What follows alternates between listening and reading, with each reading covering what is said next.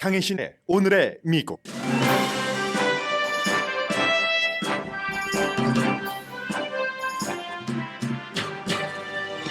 알래스카주의 공화당과 민주당 2명 상원 의원이 서로를 지지했습니다. 두 사람 모두 트럼프 전 대통령이 지지한 후보와 선거를 치릅니다. 바이든 대통령과 오바마 전 대통령이 펜실베니아 주지사와 상원 의원 선거를 지원하기 위한 캠페인을 함께합니다. 진보적 민주당 정치인들이 바이든 대통령에게 우크라이나 전략을 바꿔 러시아와 직접 협상하라고 촉구했습니다. 학자금 대출 탕감을 둘러싼 정치적 법적 싸움이 강해집니다. 펜실베니아 주립대학이 학생단체가 주최한 프라우드 보이즈를 만든 사람 초대를 취소했습니다. 행사 직전에 취소했습니다. 폭력 위협 때문입니다. 독일의 다국적 기업 아디다스가 손해를 감수하면서 유대인 혐오 발언을 이어가는 래퍼 카니에 웨스트를 버렸습니다. 바이든 대통령과 게빈 뉴섬 주지사도 그로 인한 반유대 혐오 표현을 비난합니다. 영국의 신임 총리는 유색 인종의 최연소, 게다가 종교도 기독교가 아닌 힌두교입니다. 리시 수낙 신임 총리가 연설 한번 하지 않고 단 나흘 만에 총리직에 오른 그 사건, 그리고 그 이후를 세계가 주목합니다. 여러분 안녕하십니까? 오늘의 미국 강혜신입니다. 이제 꼭 2주일 뒤에 오늘 미국 전국에서 여러분들께서 어느 지역에 살고 계시든지 중간선거에 물론 그 전에 투표 우편으로 하시는 분들도 계시겠지만 그 투표 날이 바로 2주일 뒤에 화요일 11월 8일입니다. 미국에서만 일어나는 일들을 많이 보게 되는데 그런 그 미국적인 그 투표 방식이라고 할까요? 아니면 투표 습관, 문화, 또 새로 생긴 것도 있고 그런 것들을 앞에 조금 정리를 해보겠습니다. 알래스카주의 공화당과 민주당 현 연방 상원 의원이 서로를 공식적으로 지지를 했습니다. 공화당의 연방 상원 의원은 리사 머코스키라고 아주 그 잘 알려진 의원으로 공화당에서 온건하죠. 여성이기 때문에 낙태에 대해서 특히 온건합니다. 트럼프 전 대통령 시대에는 트럼프 전 대통령에게 지지하는 그런 그 표결을 한 적도 있고 반대하는 표결을 한 적도 있습니다. 그렇기 때문에 이렇게 선거를 치러야지 되는 때 있어서 당시에 트럼프 전 대통령의 반기를 드는 여러 가지 투표는 자신의 정치 생명, 위험을 감수하고 했었던 일입니다. 리사 머코스키가 먼저 민주당의 현재의 상원 의원 메리 펠톨라 익숙하지 않으시죠? 왜냐하면 6월 달에 그 임시로 특별선거에서 당선됐기 때문입니다. 이 메리 페톨라 의원을 지지를 했습니다. 그런데 이제 뭐 서로 당연히 이제 지역구는 다르고요. 이 메리 페톨라 의원은 리사 머코스키 의원처럼 중진은 아니고 당도 다른 민주당인데 알래스카의 최초의 알래스카에서 태어난 알래스카 그 원주민으로서 연방 상원 의원에 당선된 것이고 임시이기는 하지만 그리고 알래스카 그 원주민 출신 최초의 여성 연방 상원 의원이기도 합니다. 먼저 이렇게 지지를 했습니다. 리사 머코스키 의원은 지금 이제 12월 선거에서 트럼프 전 대통령이 지지한 켈리 치바카라는 후보와 싸우게 돼 있습니다. 지역구가 달라요. 이 알래스카도 미국이 각 지역마다 다 선거하는 방식이 다르기 때문에 대부분은 공화당과 민주당 후보가 싸우게 되지만 공화당이 싸우게 되는 그런 경우도 있죠. 탑2를 한다면 요즘 그 캘리포니아에 바뀐 선거처럼 그렇게 하는데도 다른 당 후보를 지지한 것은 자신과 11월 달에 결혼해야지 되는 트럼프 전 대통령이 지지한 켈리 치바카라는 후보의 극단성을 강조하기 위해서 그런 겁니다. 그러자 메리 펠콜라라는 민주당의 현재의 연방상원 의원도 공화당인데 자신은 민주당이고 리사 머코스키 공화당 연방상원 의원을 지지를 했습니다. 이 두 사람이 하는 얘기가 우리는 당이 다르지만 지난 25년 동안 친구였었고 당이 다른 것으로 인해서 우리의 우정에 피해를 본 것은 하나도 없다라고 얘기를 합니다.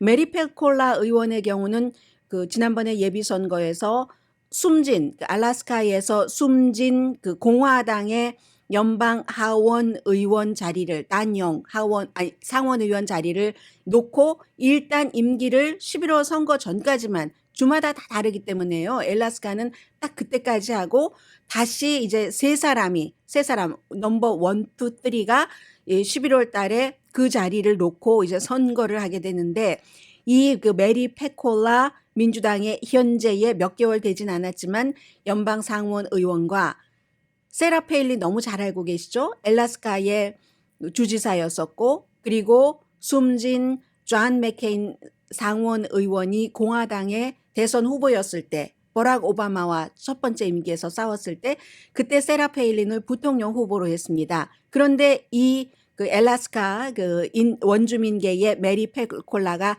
당시에 세라 페일린도 이겼고 트럼프 전 대통령은 세라 페일린을 지지하지 않고 제3의 후보 공화당 후보를 지지를 했습니다. 그래서 트럼프가 지지한 공화당 후보와 세라 페일린과 함께 이 민주당의 현 의원이 싸워야지 되게 되는 겁니다. 그래서 두 명의 한 명 민주당, 한 명 공화당 의원들은 우리가 트럼프식의 그 같은 것이 위험하다 하는 것을 알리면서 서로를 이제 좀 이렇게 기운을 서로에게 주는 거죠. 미국이기 때문에 이런 일이 있을 수가 있는 겁니다. 그리고 실제로요, 세라 페일린도 자신을 이긴 이 메리 페톨라 의원에게 지금도 I love her 이렇게 얘기를 하고 있거든요. 트럼프 전 대통령이 10포인트 이상 차이로 이긴 주가 알래스카입니다. 그렇기 때문에 알래스카에서는 공화당이나 민주당이나 트럼프 전 대통령이 지지하는 후보와 싸워야지만 지금 이제 아주 단단하게 자리를 잡을 수 있는 게 되고요. 그래서 이 메리 페톨라 민주당의 지금 연방 상원 의원은 세라 페일린 공화당이죠. 그리고 닉 베키치 3세 트럼프가 지지한 이 사람도 공화당 이렇게 그 싸워서 이겨야지 됩니다. 두 사람은 공통점이 있죠. 리자 머코스키 그리고 메리 페톨라 두 사람 다 여자이기 때문인지는 모르겠습니다만 어느 정도 영향을 미치겠죠. 낙태에 대해서 공화당인데도 리자 머코스키가 굉장히 그 온건한 입장이라는 것. 그리고 모든 미국의 어떠한 그 지역구는 전국적인 바람의 영향을 받기도 하지만 특히 하원, 상원의 경우는 그런 것들이 조금 없고 특히 알래스카의 경우는 유난히 그 지역의 여러 가지 그 좋은 정서, 지역에 그 필요한 것들을 전국적인 그 정치적인 이슈보다 훨씬 중요하게 생각할 때가 많습니다. 알래스카의 그 원주민 인구가 한 15%에서 16% 정도 되잖아요. 그러니까 어느 주에서 에이션 아메리칸보다 훨씬 많은 거잖아요. 몇 배 많죠?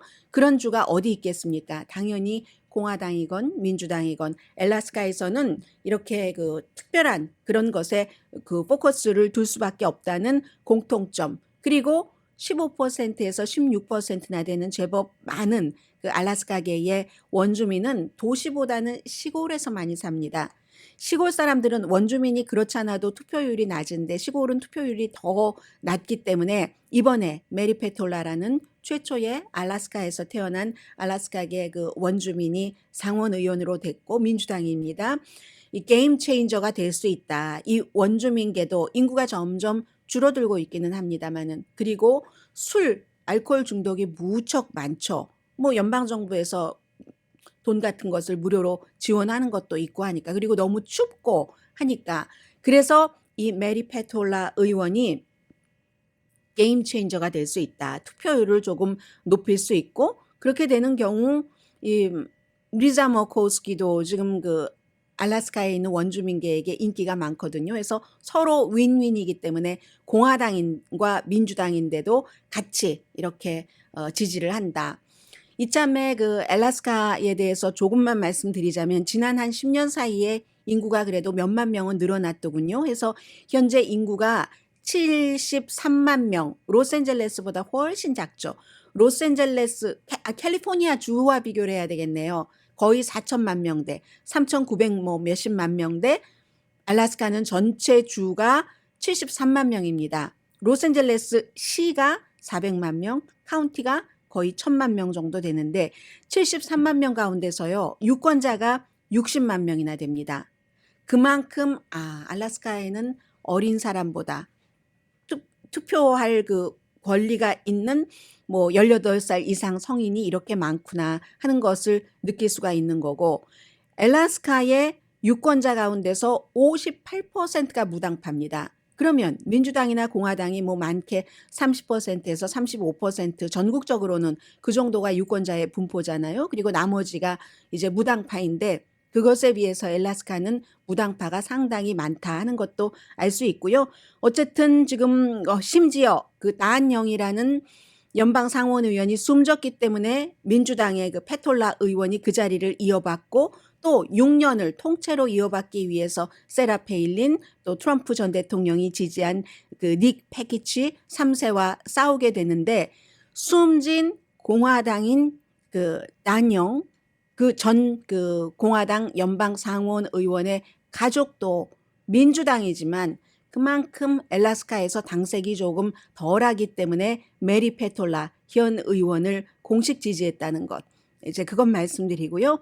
그리고 가장 최근의 조사를 보면은 리자 머코스키와 이 페톨라 의원 두 사람 다 당선될 가능성이 높아 보입니다. 굉장히 다른 그림이죠. 그리고 또 하나, 미국의 그 선거에서 다른 것. 한국에서 여러분들 생각을 구태여 해보시자면 전직 대통령이 이제 대통령 자리에서 물러나고 4년 뒤에, 뭐 트럼프 전 대통령은 4년 안 됐고 물러나자마자 여러 정치 활동을 하고 있습니다만 오바마의 케이스입니다. 버락 오바마 전 대통령이 대통령에서 물러나고 몇 년이 됐습니까? 그러면 몇 년이 됐죠? 물러나고 나서 트럼프가 있었고 또 그 바이든 대통령이 들어와서도 뭐 1년 넘게 했으니까 거의 뭐 6년 정도 되는 동안에, 그런데도 그 6년 뒤에도 중요한 선거가 왔을 때 선거 캠페인에서 열심히 뛰고 있습니다. 이걸 한국에서 상상하실 수 있겠습니까? 그것도 같은 당은 같지만 현직 대통령과 함께. 펜실베니아가 지금 굉장히 중요합니다. 주지사 선거도 있고 주지사보다도 상원, 연방 상원 의석이 지금 어떻게 되느냐, 이 문제이기 때문에 현재는 공화당이었는데 민주당이 그걸 가져올 수 있느냐 없느냐의 문제이기 때문에 너무 중요한데 11월 5일에 현 대통령인 바이든과 전 대통령인 오바마가 그곳에 상원 의원 후보, 주지사 후보를 지지하기 위해서 공동 캠페인을 한답니다. 역시 여기도 지금 공화당에서는 트럼프 전 대통령이 지지하는 메오멧 오즈, 닥터 오즈라는 박사가 나오고 있고, 오차범위 아니면 오차범위보다 조금 밖에서 지금 이제 그 존 페러맨이라는 민주당의 현 부지사가 앞서가고 있습니다. 그런데 이제 이 사람이 한 몇 개월 전에 그 심장 질환을 일으켰기 때문에 그게 좀 문제가 되고, 그러나 뭐 토론회 같은 것도 뭐 치렀고요. 해서 피츠버그에서 바이든과 오바마가 같이 이제 이렇게 그 선거 캠페인을 한다는 건데, 내년에 상원 컨트롤권을 놓치지 않느냐가 펜실베니아에도 달려있기 때문에 그렇습니다. 그 전에는 10월 28일에는 바이든 대통령과 해리스 부통령이 역시 펜실베니아 민주당 그 디너 파티에서 기금 모금을 두 사람을 위해서 하고, 바이든 대통령은 지난주에도 여러분들 그 펜실베니아의 두 군데 도시를 방문해서 기간 산업에 대해서 홍보하신 거 기억하시죠? 이 모든 것들이 다 선거와 연관이 돼서 그런 것이고요. 미국에서는 이처럼 현직 대통령도 전직 대통령도 뭐 현직 부통령까지도 함께 이렇게 팀이 돼서 선거 운동을 합니다. 그게 합법적이라는 것 말씀드리고요. 트럼프 전 대통령이 제일 많이 하죠.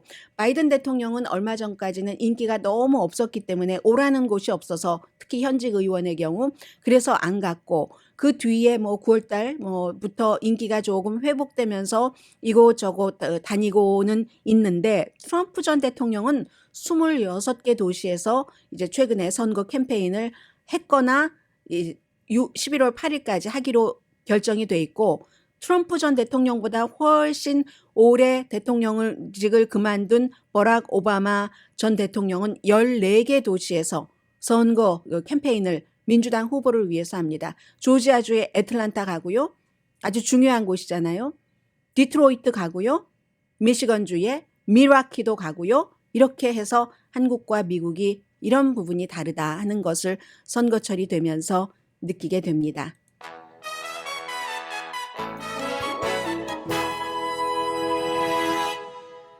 잠시 뒤에는 뭐 어제 일어났었던 그 총격 사건과 그에 대한 뭐 정치권의 반응, 입장, 그리고 제가 지난주에는 이 행사 학교에서 한다고 합니다 했는데 학교에서 행사가 있기 직전에 취소를 했습니다. 그리고 왜 민주당의 그 젊은 아주 진보적인 그 하원 의원들이 30명이나 바이든 대통령에게 편지를 보냈을까? 그런데 서명을 한 사람이 30명이라고 하는데 어떤 사람은 난 서명한 적 없다라고 얘기를 하고 있거든요.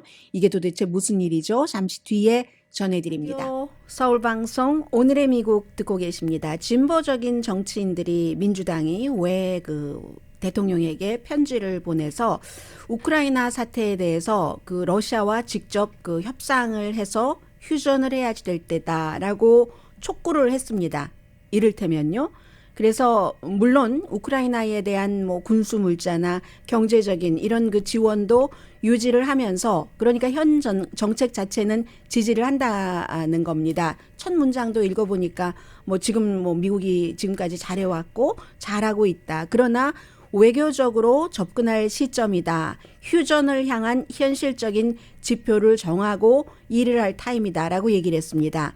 이 진보적인 정치인들이 누구냐면은 뭐 4인방을 포함해서요. 예를 들면 알렉산드리아 오카시오 코르테스, 뉴욕이 지역구인, 또 일한 오마르, 그 라시다, 그 탈립, 뭐 최초의 예를 들어 팔레스타인계, 그리고 무슨 뭐 라틴계, 또 그 일한 오마르는 소말리아계죠. 그 미네소타주의 뭐 이런 그 매사추세츠주의 그 프레슬리 그 아이아나든가요? 이름 그 first name 그런 그 의원들 4인방이 주축이 돼서 그랬는데 이런 딱 그 편지가 나오고 나니까 나는 거기에 서명 안 했는데 단지 7월 달입니다. 지금은 이제 10월 달이고 7월과 10월 사이에 러시아의 그 우크라이나 침공에서 달라진 게 있다면 7월 그때는 좀 교착 비슷하게 된다고 볼 수 있었고 그 이후에 9월 초부터 우크라이나가 여러 가지를 보면서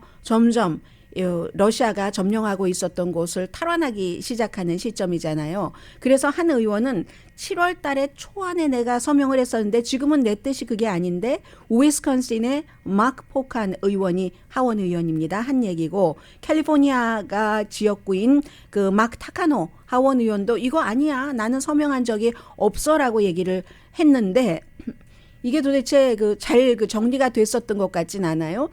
2주일 전입니다. 그 선거가 치러지기 2주일 전에 이런 일이 나왔고 민주당에서 이게 다수의 의견은 아니거든요. 그러나 이제 공화당에서는 얼마 전에 여러분들께 말씀을 드린 것처럼 공화당도 이 문제에 대해서는 약간의 그 분열적인 그런 것들이 있어서 케빈 맥카티 연방 그 하원 의원은 나중에 조금 수습하긴 했지만 뭐 지원하기는 하되 꼼꼼히 따져봐야지 된다. 지금까지는 예를 들어서 거의 무조건 필요한 것을 지원을 해준다는 것이 초당적인 합의였었잖아요. 그런데 8월 달부터 이제 공화당 의원들이 돈 주는 것을 조금 싫어하기 시작하면서 케빈 맥카티 하원 의장이 내가 공화당이 다수당이 돼서 하원 의장이 되면 이 문제를 이렇게 처리를 하겠어 하는 거고 공화당 내부에서도 상원인 미치 매코넬 그 상원 원내대표는 그 케빈 맥카티 의원의 말에는 반대를 합니다. 그러니까 민주당의 약간 그 약간이 아니라 상당히 진보 성향의 젊은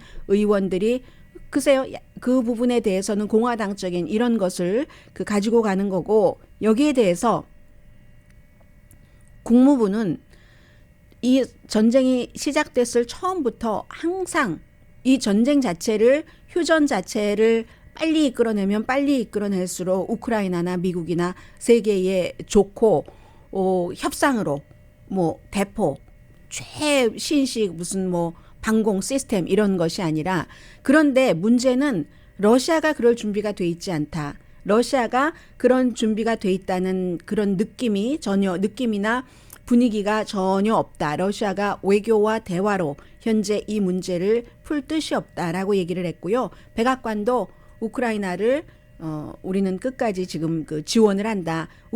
그리고 또 하나 백악관이 지적한 것은 지금 진보적인 민주당의 연방 하원 의원들이 러시아와 미국이 직접 대화를 해라. 이건 사실은 세계에서 다 알고 있는 사실입니다. 어떻게 보면은 대리전인 비슷한 것도 있고, 대리전이라는 게 사실은 러시아가 미국을 공격하기 위해서 우크라이나를 먼저 침공했다는 그런 뜻이 아니라, 러시아가 우크라이나를 침공한 진짜 목적은 원래의 러시아 구소련 때의 땅이었던 것을 가져간다. 그런데 그게 이렇게 되면은 유럽의 민주주의가 점점 그 러시아로부터 야금야금 서쪽으로 가면서 잡아먹히니까 유럽과 미국이 이거는 있을 수가 없다 해서 지원하게 된 거잖아요. 그러니까 대리전이라 하더라도 대리전의 성격은 조금 다르기는 합니다. 다르기는 하는데, 이 진보는 지금 그 아주 진보적인 젊은 의원들이 러시아와 미국이 직접 해서 어떻게 좀 현실적인 안을 마련해서 해봐 하는 거고, 백악관이 어제 여기에 대해서 답한 바는 우크라이나를 배제한 러시아와의 대화는 없다. 제가 여기서 그 슬픔을 느꼈다는 것 아니겠습니까? 지금 북한의 핵 문제에 대해서는 한국이 빠지는 적이 너무 많고, 빠진다 하더라도 뭐라고 할 수 없는 형편이 많고, 과거에 이승만 전 대통령 당시에 휴전 이런 데 하는 데 있어서 한국이 취했었던 입장이 있기 때문에 한국이 주체국이 아니잖아요. 그래서 그런 점이 있고, 그런데 이제 우크라이나에 대해서는 지금 미국이 이 정도가 되면은 어느 정도는 강대국 대 강대국, 러시아와 미국의 협상이 있는 것이 당연할 겁니다. 당연하지만 일단 기본적으로 이렇게 우크라이나도 절대로 우크라이나가 배제된 협상을 용납할 리가 없죠. 용납할 리도 없고, 그 용납하지 않는 것도 우크라이나가 지금까지 보여줬었던 전투력이나 애국심이나 어떠한 명분 때문에 세계에서 그런 것을 지지를 할 겁니다. 우크라이나를 배제한 러시아와 미국 사이에 우크라이나 전쟁에 대한, 러시아 침공에 대한 협상은 없다 하는 것. 딱 그 하는 만큼 지금 우크라이나가 가져가는 것이기도 하고, 미국도 우크라이나가 그런 모습을 충분히 보여줬기 때문에 정보도 주고 돈도 주고 무기도 줬지만, 결정적으로는 우크라이나가 죽음을 불사하고 탈환을 하고 러시아를 점점 후퇴시키고 러시아를 부식시키는 거잖아요. 그렇기 때문에 미국도 이렇게, 백악관도 이런 말을 할 수 있는 겁니다. 전쟁이 오늘 당장 끝나는 걸 보고 싶다. 백악관의 대변인이 얘기를 했어요. 그게 대통령의 마음이다. 그러나 푸틴이 군대를 철군을 해야지 이 일은 일어날 수 있는 일이다.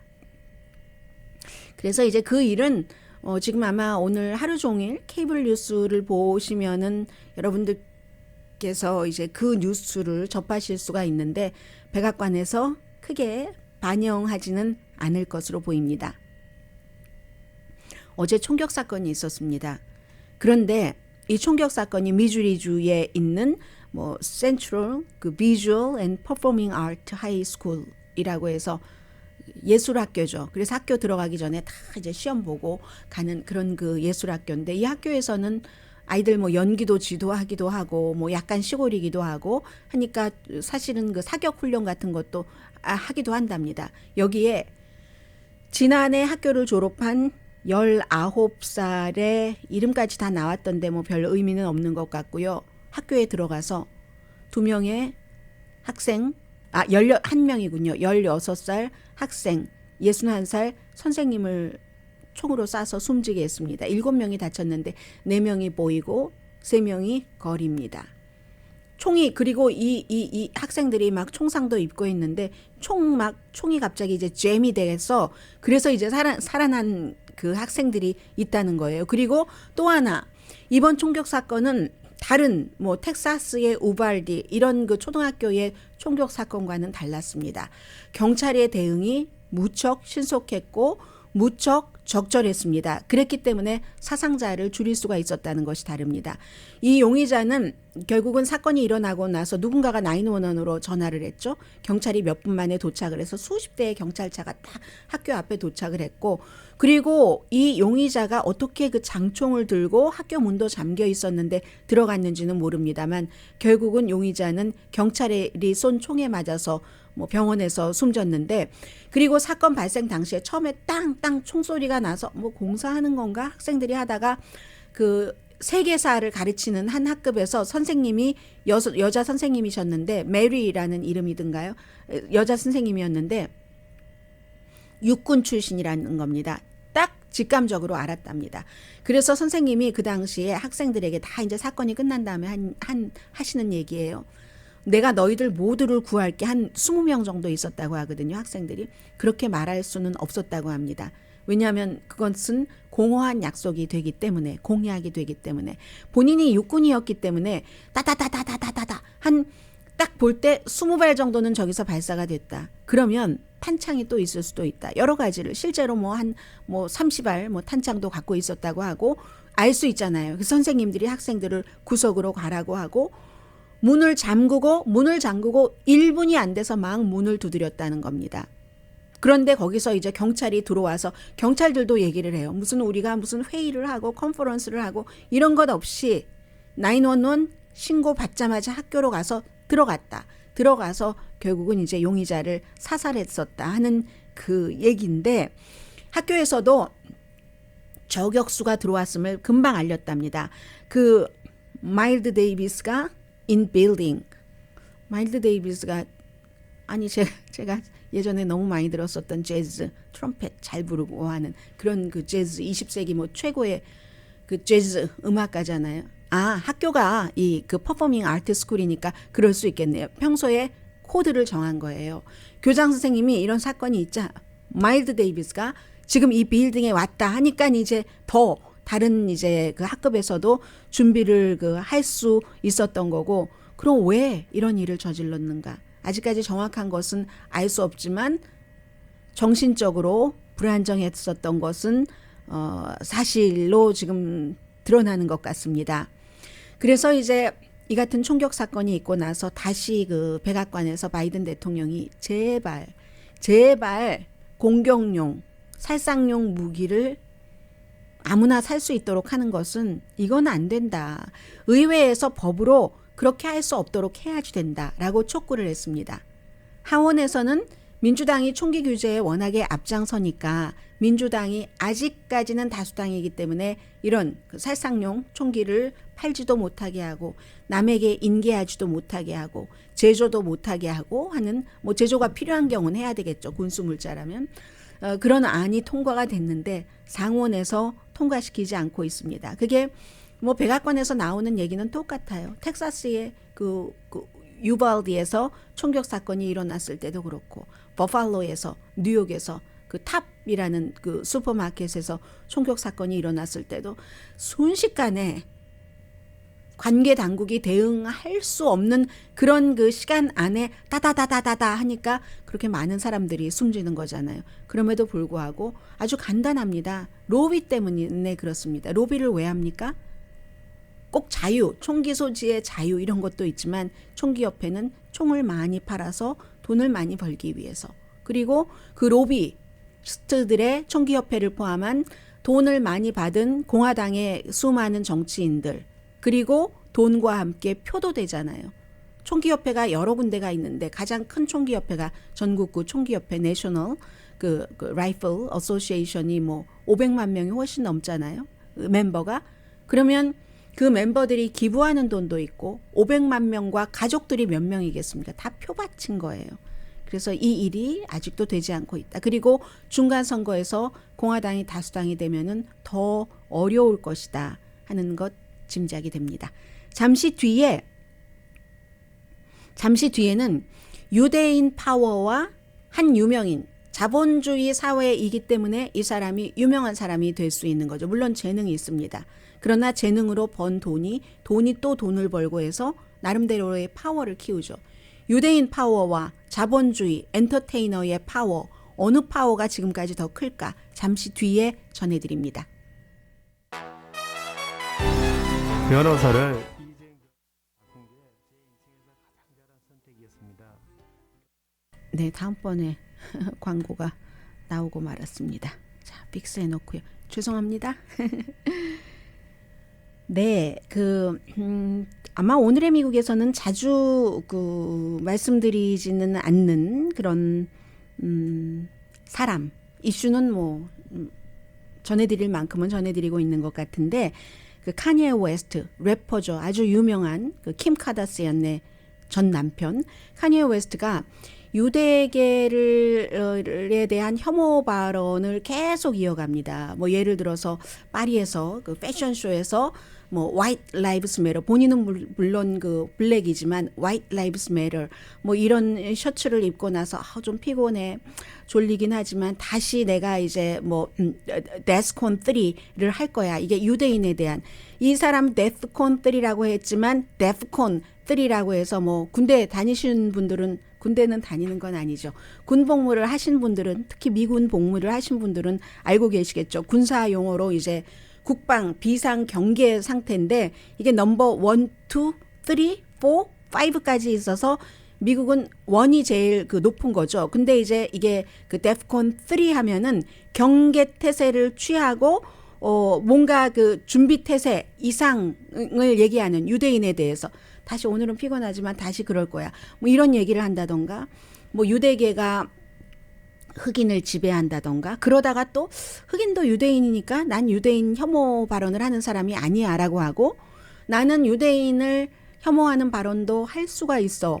표현의 자유니까. 그러니까 사실은 그 카니에 웨스트가 하고 있는 말이나 이런 것들이 아주 늘 합리적이고 어느 정도 적정선을 유지하는 건 아닙니다. 다만 굉장히 파워풀하니까 팬도 많고 돈도 많고 파워풀하니까 자본주의에서 이 사람이 유명인으로서의 역할을 하는 것이고 그럴 때마다 유대인들이 얼마나 조금도 아주 조금도 유대인들은 자신들에 대해 해가 된다던가 손상이 되는 발언이나 행위에 대해서 그냥 지나치지 않습니다. 그리고 이제 지난 주말에는 로스앤젤레스 프리웨이 405 프리웨이 거기에 뭐 카니에 웨스트 말이 맞지 뭐 그의 말이 옳지 뭐 유대인이 그렇지 뭐 하면서 평소에 유대계에 대해서 싫어하는 그런 모든 그 상상하는 것들 있잖아요. 다 맞지 사실 아니야? 이런 얘기를 하는 것이고 기본적으로는 어떤 인종에 대해서도 인종을 그냥 뭉뚱그려서 뭐 코리안 아메리카는 어때 이렇게 하는 게 정상적인 건 아니잖아요. 좋은 것도 아니고 해서도 안 되는 일이고 어떠한 그 인종에 대해서도 그런데 이제 계속 비난을 하면서 하니까 인스타그램과 트위터가 그의 계정을 크로즈 시켜버렸고 발렌시아가 뭐 가방이라든가 옷 같은 거 만드는 발렌시아가의 모 회사인 커링도 보그도 딱 손을 끊었습니다.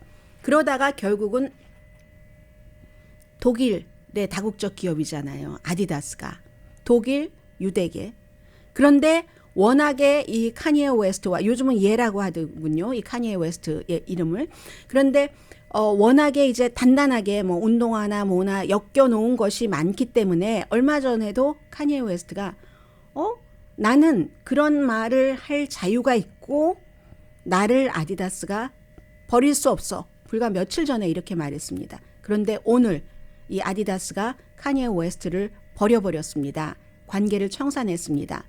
우리 회사는 이 같은 그 반유대주의 등 모든 어떠한 그 혐오 발언도 용납할 수 없습니다. 최근에 그가 한 말과 행동은 아주 혐오스럽고 위험하고 우리 회사의 가치에도 위배됩니다. 우리 회사는 다양성, 포용, 존중, 공정함 이런 것을 사랑하는 회사입니다. 아디다스가 마지막까지 결국은 아디다스까지 버렸다 이 말씀을 드리고 싶은 겁니다. 유대계를 그렇게 했었을 때 오는 거. 그런데 아디다스가요. 그냥 그를 버린 게 아니에요. 그로 인해서 2022년도 여러 가지 얽혀있는 것들이 있으니까 사업상으로 순이익의 최대 2억 4천만 달러 정도를 손해볼 수도 있답니다. 그런데도 그런 거예요.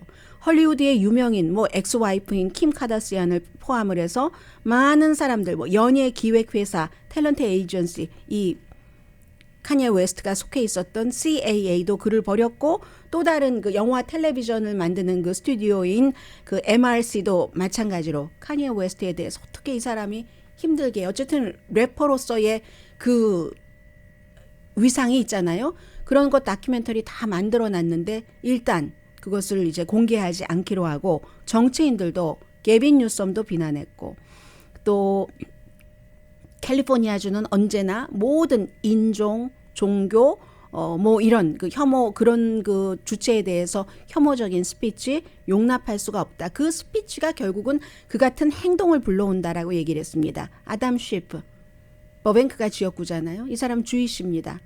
뭐라고 얘기를 했겠어요. 당연히 아주 비극적으로 미움의 언어, 그것도 아주 파워풀한 언어를 퍼뜨리는데 질려버렸다. 백악관의 대변인 그 카린 장 피에르 대변인도 그 바이든 대통령도 마찬가지 아담 쉐프나 게빈 뉴섬이 한 얘기와 비슷하게 지난 그 뭐 1년 넘게 거의 2년 정도를 이 같은 몇 년 동안 굉장히 그 혐오 분열이 많았었던 것을 어떻게 하면 좀 치유를 해볼까 했는데 이런 일이 있구나 하는 그렇게 했고요. 그러니까 이제 카니에 웨스트가 얼마 전에 모든 발언 같은 것을 솎아내지 않는 그 팔러를 본인이 인수하겠다 했잖아요. 그런데 팔러를 인수할지는 잘 모르겠어요. 왜냐하면 본인이 쫓겨난 인스타그램이나 트위터 같은 데는 엄청나게 팔로워가 많잖아요. 팔러는요, 카니에 웨스트인데도 결국 뭐 현재 한 4만 명 조금 넘게 팔로워가 있을 뿐이거든요. 영향력이 별로 없기 때문에 이걸 인수를 해서 그렇게 할지 그건 잘 모르겠고요. 학자금 ఠ안감에 대해서 다시 한번 말씀드리자면은 이것도 중간선거와 너무나 영향이 큽니다. 지금 학자금을 그 개인 $10,000, 최대 $20,000까지 그 상황에 따라서 탕감을 하는 것이 연방 항소법원에서 최종적인 결정을 하기까지는 뭐 일단 그 돈을 지급하는 것은 시행 중지해라 했지만 백악관에서는 신청하는 것 신청하고 또 그 신청 서류를 또 돈을 그 지원하도록 준비하는 것까지 금지한 것은 아니기 때문에 신청하십시오. 지금 아마 거의 3천만 명 정도 신청했을지도 모릅니다. 4,300만 명이 혜택을 받는 여기에 대해서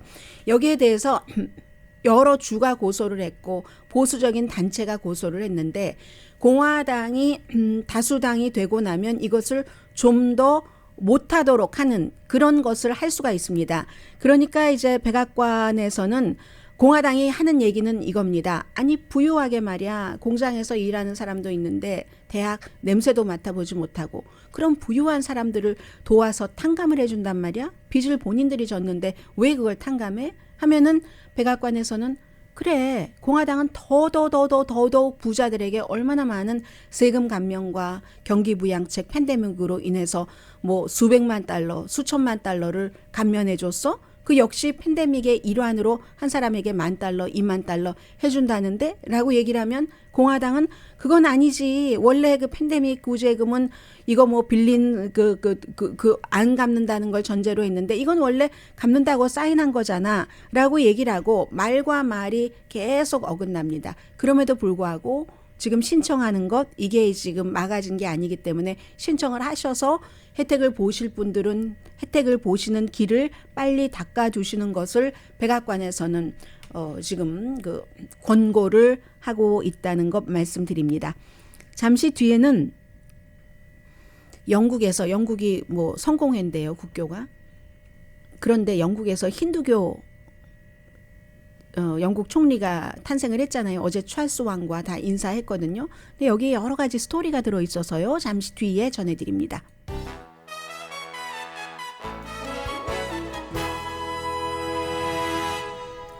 라디오 서울방송 그 오늘의 미국 듣고 계십니다.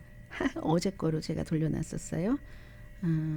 방송하는 사람들 뭐 자료 좀 적어놓은 것 계속 세이브를 하잖아요. 자, 펜실베니아 주립대학이요. 펜실베니아 스테이트 유니버시티입니다. 학생단체가 주최를 한 프라우드 보이즈. 아주 그 극우 무장단체죠. 그리고 이제 또 다른 극우파 두 사람을 초대를 해서 어제 저녁에 이제 뭐 얘기 듣고 뭐 질문하고 답변하고 하는 시간을 하려고 했는데 경찰이 위험하다. 왜냐하면 그 같은 이벤트가 있기 전에 학생들이 일부에서 이것도 학생이 주최를 한 거예요. 보수적인 그 학생 단체에서. 그런데 또 다른 학생들이 한 수백 명이 시위를 하는데 학교에서 경찰의 권고를 듣고 이게 시위가 잘못하면 폭력적이 될 수도 있겠다 해서 스탑을 시켰습니다. 그러면 이게 두 가지를 봐야지 되는데 하나는 지난번에 학교에서 학생들이 이거는 아니지 어떻게 그렇게 극우적인 메시지를 학교 캠퍼스에서 퍼뜨릴 수가 있어? 했었을 때 학교에서 뭐라고 얘기를 했냐면은 수정헌법 1조 표현의 자유에 따라서 우리 학교는 공립학교이기 때문에 그것을 더욱 철저히 지켜야지 되고, 학교가 프라우드 보이즈를 만든 사람이나 또 다른 극우 스피커의 생각에 동의하지 않는다. 때로는 굉장히 혐오스러운 발언을 하는 것이 분명하다 했습니다. 그럼에도 불구하고 어떠한 자신과 다른 생각이라도 특히 이제 상하탑 안에서는 서로 공유될 그런 그 기본 원칙에 따라서 이 이벤트를 승인한다 했거든요. 그런데 결국은 이게 폭력으로 번질 위험이 있어서 이걸 그 취소를 시켰습니다. 나라가 양극화되고 캠퍼스에서도 폭력이 그 번질 정도로 학생들 사이에서 이제 극우의 메시지를 좋아하는 학생들이 있고 싫어하는 학생들 사이에 폭력이 일어날 수 있다는, 그래서 개인이 협박까지 받는다는 그런 얘기입니다. 요즘 그 대학교 위험해요. 리시 수낙 영국 총리가 이제 공식적으로 총리가 됐습니다. 6년 동안 5번째 총리고 3개월 사이에 3번째 총리인데 유색 인종이고 42살로 젊고 인도계, 엄마 아빠 다 인도계, 그리고 힌두교입니다. 가능성이 희박해 보였죠. 불과 이제 뭐 한 40 며칠 전에 49일쯤 됐나요? 이제 57대 43으로 2위를 했었기 때문에. 그런데 정치 환경이 바뀌니까 이 사람 앞에 유리한 바람이 부는 겁니다. 정치 환경이 그렇게 빨리 바뀔 줄 몰랐던 거예요. 예측을 본인도 하지 못해서 선거에서 떨어지고 나서는 조용히 아무 말 안 하고 있었거든요. 그런데 딱 그 본인과 겨뤄서 된 총리가 사임을 하자 나흘 동안 전에 캠페인 했었던 스태프들을 쫙 모아서 그 영국의 정치인들한테 100명의 그 지지를 받아야지 되니까 그 하루 만에 90명 이상을 받았다는 겁니다. 24시간 안에. 나흘 걸렸다는 겁니다. 내가 총리가 다시 나가는 것 하겠다 하고 선언을 하고 나서 한마디도 공개적으로 목소리를 한 번도 주지 않고도 됐다는 겁니다. 이 사람 스탠포드에서 그 MBA를 한 사람이거든요. 옥스포드도 나왔고 유명한 대학도 나왔고 해서 굉장히 좀 그 뭐라고 할까요? 현실적이라고 할까요? 그런 것도 있지만 처음에 이제 다 찰스 그 3세 왕을 만나고 나서 영국은 지금 재정적으로 너무 어려워서 뭉치든지 아니면 우리가 죽을 수밖에 없는 그런 일이다라는 얘기도 했고요. 본인의 의지와 상관없이 이렇게 어떠한 바람이 나를 살려주기도 하는데 그때 준비가 돼 있어야 되는 거죠. 나흘 만에 딱 뭔가를 모을 수 있는. 그래서 이제 끝일 줄 알았는데 며칠 만에 그야말로 대관식이잖아요. 영국식의 표현을 하자면.